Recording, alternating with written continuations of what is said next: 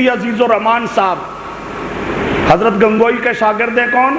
مفتی عزیز الرحمان صاحب دیوبندی رحمۃ اللہ تعالی علیہ. وہ حضرت گنگوئی سے نقل کرتے ہیں، حضرت گنگوئی سے نقل کرتے ہیں سماع کا مسئلہ. اس میں آگے یہ نہیں ہے کہ انبیاء کے سماع پر اجماع ہے. اب ایک ان کا شاگرد بتاتا ہے اور ایک وہاں فتاوے میں بات ہے. مفتی اعظم پاکستان نے فیصلہ کیا کہ جو ان کا سکا شاگرد ہے جو وہ بات بتائے گا اس کو معتبر سمجھا جائے گا، اور اس کے مقابل جو فتاوے میں بات ہوگی اس کو کمزور سمجھا جائے گا. یہ کون کہتی ہیں؟ مفتی اعظم پاکستان مفتی محمد شفیع صاحب رحمۃ اللہ تعالی علیہ. اور اسی فتاوی رشیدیہ میں حضرت شیخ الہند مولانا محمود الحسن صاحب دیوبندی رحمۃ اللہ تعالی علیہ اور باقی اکابرین تقریباً 10 اکابرین کہتے ہیں کہ قبر پر جا کر دعا کے لیے کہنا، قبر پر جا کر دعا کے لیے کہنا، قبر والے کو تو میرے لیے دعا کر، قبر والے کو کہنا تو میرے لیے دعا کر. فرماتی ہیں فقہا اس کا انکار کرتے ہیں. فقہا کیا کرتی ہیں؟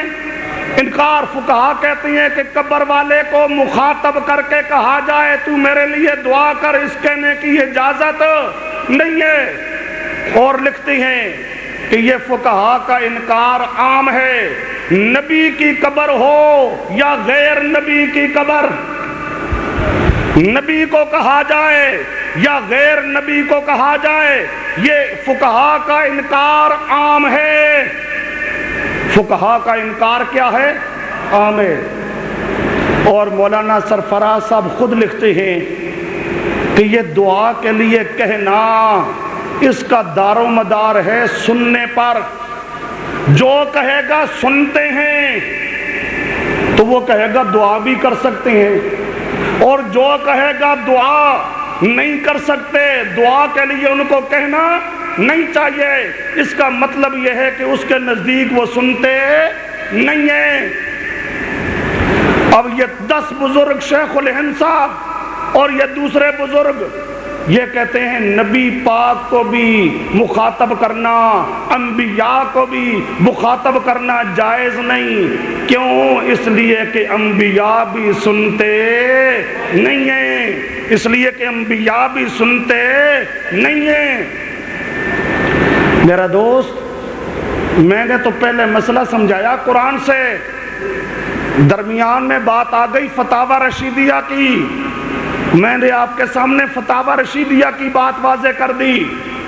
فتاوی رشیدیہ کی بات حضرت شیخ الحدیث مولانا زکریا صاحب کاندلوی رحمۃ اللہ تعالی علیہ کتب فضائل پر اشکالات اور ان کے جوابات، اس کے اندر لکھتے ہیں کہ فقہا نے کہا ہے کہ قبر والے کو مخاطب نہ کیا جائے، قبر والے کو مخاطب نہ کیا جائے، مخاطب کرنے کی اجازت نہیں ہے. اور لکھتے ہیں قرآن کہتا ہے جو مر جائے وہ سنتا نہیں ہے، قرآن کہتا ہے جو مر جائے وہ سنتا. اب یہ اللہ کے قرآن کا فیصلہ.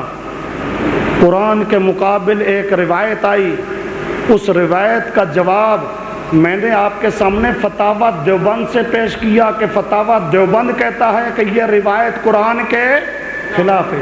اب خود سوچو، قرآن کو مانا جائے گا یا اس روایت کو مانا جائے گا؟ قرآن کو مانا جائے گا یا اس روایت کو مانا جائے گا؟ اور ہم حنفی ہیں نا، تو امام ابو حنیفہ کے قانون کو سمجھے رکھو. اس قانون کے مطابق روایت میں تعویل کرو اور قرآن کے مطابق اپنا عقیدہ رکھو.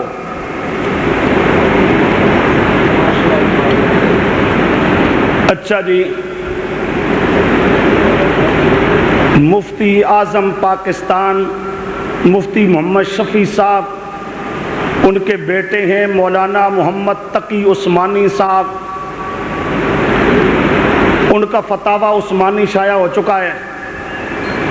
فتاوی عثمانی کے اندر حضرت تقی عثمانی صاحب فرماتی ہیں کہ یہ قرآن کی آیتیں یہی کہتی ہیں کہ مردے نہیں سنتے، اور اوپر بڑے مفتی صاحب، مفتی اعظم پاکستان، وہ لکھتے ہیں الجواب صحیح، الجواب صحیح، اور وہاں پر درج ہے حضرت تقی صاحب لکھتی ہیں کہ امام ابو حنیفہ کا مذہب ہے عدم سماع موتا۔ امام ابو حنیفہ کا مذہب کیا ہے؟ عدم سماع موتا۔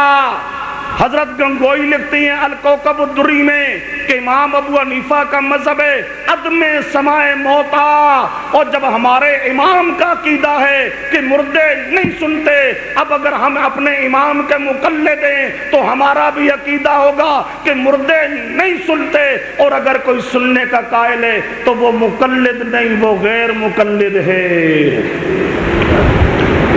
وہ مقلد نہیں، وہ کیا ہے؟ غیر مقلد ہے۔ وہی فتاوی عثمانی جس فتویٰ کی تصدیق مفتی اعظم پاکستان مفتی محمد شفیع صاحب رحمۃ اللہ علیہ فرماتے ہیں، اسی میں یہ بھی لکھا ہوا ہے۔ مجھے ایک ساتھی نے بتایا ان لوگوں نے اعادہ کی بڑی باتیں کی ہیں۔ لکھتے ہیں حضرت تقی صاحب، کس اعادہ سے مراد یہ نہیں ہوتا کہ روح جسم کے اندر واپس آ جاتی ہے۔ اعادہ سے مراد یہ نہیں ہوتا کہ روح جسم کے اندر واپس آ جاتی ہے، بلکہ اعادہ سے مراد ہے کہ روح کا جسم کے ساتھ ایک قسم کا تعلق ہوتا ہے، جس تعلق کی کیفیت اور حقیقت اللہ ہی جانتا ہے۔ اعادہ سے مراد کیا ہے؟ تعلق۔ اعادہ سے مراد کیا ہے؟ اور مولانا سرفراز کی کتاب اٹھاؤ، حضرت شیخ الحدیث صاحب کی اعادہ کی بحثیں کی انہوں نے، لیکن وہ ساتھ لکھتے ہیں اعادہ، پھر آگے کہتے ہیں تعلق ہوتا ہے، اور جہاں کہیں خلاصہ نکالتے ہیں تو خلاصہ یہی کہتے ہیں کہ روح کا جسم کے ساتھ تعلق ہوتا ہے، اور وہ تعلق کیسا ہوتا ہے وہ اللہ ہی جانے، وہ تعلق کیسا ہوتا ہے۔ اور حضرت ایک جگہ لکھتے ہیں، ایک جگہ نہیں بلکہ 2-3 جگہ انہوں نے لکھا کہ یہ عقیدہ رکھنا کہ روح جسم کے اندر واپس آ جاتی ہے، یہ عقیدہ رکھنا کہ روح جسم کے اندر واپس آ جاتی ہے، یہ عقیدہ قرآن کے خلاف ہے۔ یہ عقیدہ کیا ہے؟ قرآن کہتا ہے جسم کے اندر روح واپس آ سکتی نہیں ہے، اور اگر یہ عقیدہ رکھا جائے کہ جسم کے اندر روح واپس آ کے داخل ہو جاتی ہے تو یہ عقیدہ قرآن کے خلاف ہے۔ یہ عقیدہ کیا ہے؟ قرآن کے۔ کیا کہو گے ان بزرگوں کو؟ لیکن انہوں نے کیا ہے بھائی، انہوں نے تو فتوے لگانے ہیں، ان کو پتہ ہی نہیں حضرت کی کتابوں میں کیا لکھا ہے کیا نہیں لکھا۔